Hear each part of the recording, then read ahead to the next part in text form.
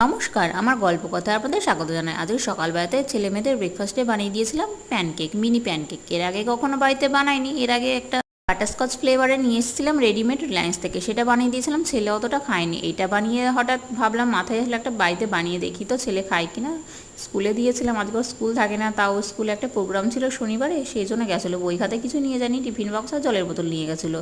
ছেলেকে স্কুলে তখন পাঠিয়ে দিয়েছিলাম। এটা বানিয়েছিলাম মেয়ের জন্য। ছেলেদের স্কুল থেকে এসে বললো ভীষণ ভালো হয়েছে খেতে, মা আমাকে যেন টিফিন নিয়ে পরের বার আবার দিও।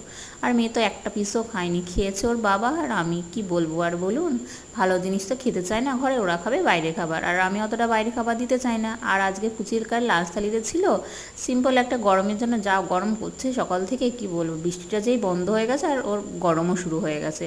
পাঁপড় ভাজা, টক দই, পেঁপে সিদ্ধ, ডাল, ভাত আর আলু ভাজা। পেঁপে সিদ্ধটা রাখার চেষ্টা করি, কারণ এটা একটু ভিটামিন তো আছে, ওরা অন্য সবজি কিছু খেতে চায় না, তাই পেঁপে সিদ্ধটা মেখে দিলে পরে ভাতের সাথে ওটা খেয়ে নেয়। আর রয়েছে তো আমি ঘরে বানাই ঘি, সেই ঘি দিয়ে ওকে ভাত খাইয়ে দিয়েছি। আর পাঁপড় ভাজা আলু ভাজা হলে পরে আমাদের ভুচিরানি খেয়ে নেয়। আজকে মাছ নেওয়া হয়নি, কারণ শনিবার অতটা মাছওয়ালা এদিকে আসেনি।